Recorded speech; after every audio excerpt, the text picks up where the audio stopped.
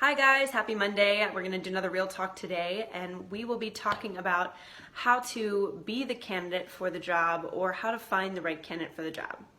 So I want to start with a little adage about this new iPhone commercial. Okay, it's where the guy's sitting up in the lawn chair and there's facial recognition because he can't even be bothered to open the text message himself. That's how lazy our society has become and how little our attention span has become. So nobody wants to dig deep into things anymore. We want everything to be clear, cookie cutter, in the box, presented to us in a nice package with a wrapped bow. Well, hiring managers and recruiters are the same. They don't want to spend time on things. They want your resume to be presented to them and be exactly matching what they're looking for.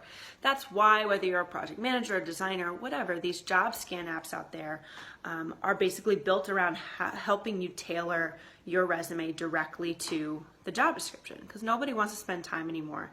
And it's frustrating, and I don't think it's right, but it's the way that it is. Okay?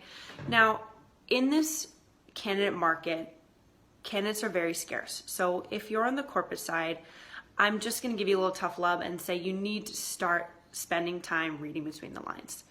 It's very hard to teach soft skills.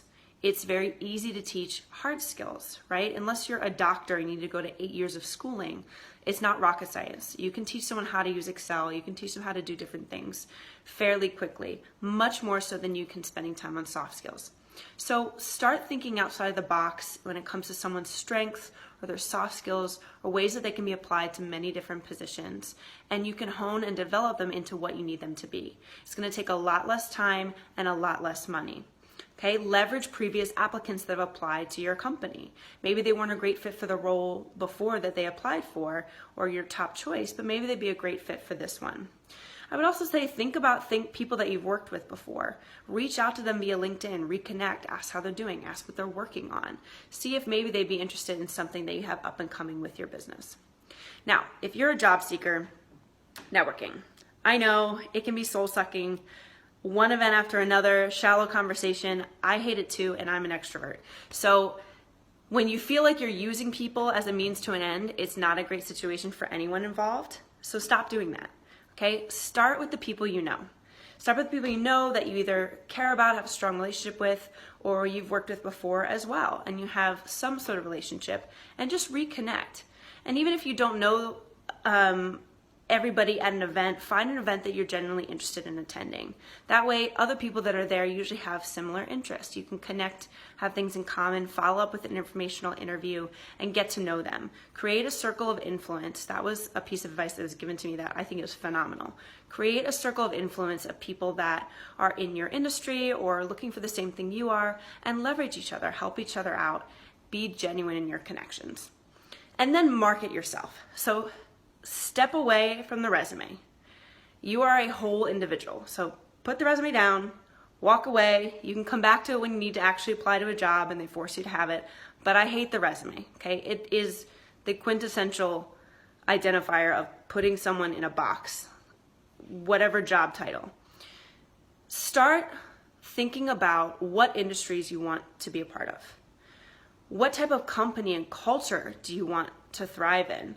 Do you think you would thrive in versus others that maybe you wouldn't, okay? The more specific, the better. Think about what are your top skills that you have to apply to a multitude of job roles or companies. And then what is your value proposition? And your value proposition is like your special sauce, okay? So what makes you unique and separates you from everybody else. And it's not just your silly 3 strengths that you put on a resume or talk about in an interview, like I'm really organized. Like, great. A lot of people use that. Go a little bit deeper and understand what makes you unique that you bring to the table that no one else is going to replicate anytime soon. It could be the energy and the passion that you bring and the optimism, your ability to dig deep into everything and solve a problem and never give up no matter how many roadblocks you run into. Like, be able to speak a little bit more in depth to what it is that makes you valuable in any organization, no matter what role you're taking on. And then put all those things down on a personal marketing sheet and use that.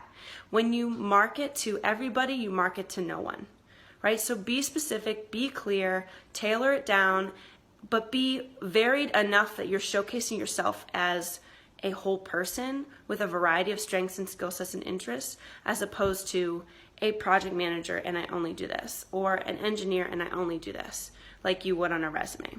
You want to find the balance, okay? And start using that at networking events as well. And as you know, the key is in the follow-up. So do that, please. Follow up, circle of influence and your connections, true, deep connections with people that have a shared interest in your success, okay?